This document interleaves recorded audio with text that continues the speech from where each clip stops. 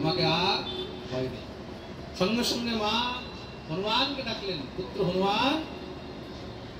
হনুমান দৌড়ে এসেছেন, আমার এই কাশী নরেশকে আমি তার প্রাণ রক্ষার কথা দিয়েছি, নিজের প্রাণ দিয়ে হলেও তোমাকে তার প্রাণের রক্ষা করতে হবে, মায়ের আদেশ।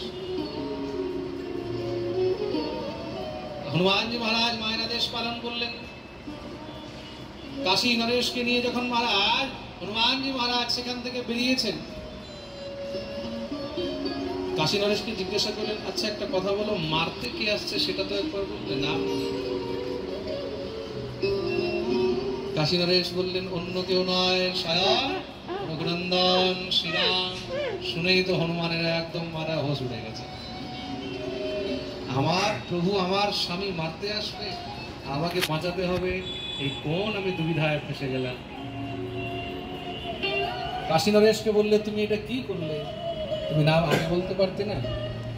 কাশী নরেশ বললেন, আমি যদি নাম বলে দিতাম তাহলে তো আর মা অঞ্জনা আমাকে রক্ষার কথাও দিতেন। হনুমান বললেন, এখন যা হওয়ার তো হয়ে গেছে, এখন আর কি করা যাবে? চলো যা হবে দেখা যাবে। এদিকে ভগবান শ্রীরামচন্দ্র এসে উপস্থিত হয়েছেন। কাশী নরেশ ভয়ে থরথর করে কাঁপছে। হনুমান কাশী নরেশকে বললেন, একটা কাজ করবে কি, তুমি শুধু রাম নাম জপ করো, তুমি শুধু রাম নাম জপ করবে।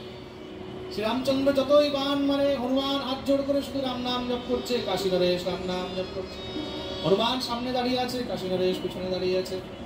কোনো মতেও আর মহারাজ শ্রীরামচন্দ্র নিজের বাণ দিয়ে মারতে পারেন। হনুমানকে বললেন, তুমি সরে যাও। হনুমান বললেন, প্রভু আমি মাকে কথা দিয়েছি। ভগবান শ্রীরামচন্দ্র এখন দেখছেন কি করে যাবে।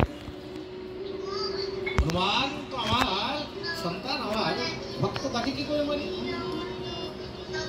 কিন্তু হনুমানের উপরেও শ্রীরামচন্দ্র বাণ চালাতে উদ্যত হচ্ছেন। কেন? গুরুকে কথা দিয়েছে।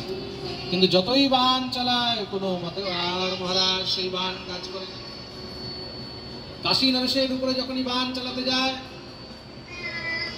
সেই বাণ আর কোনো কাজ করছে না।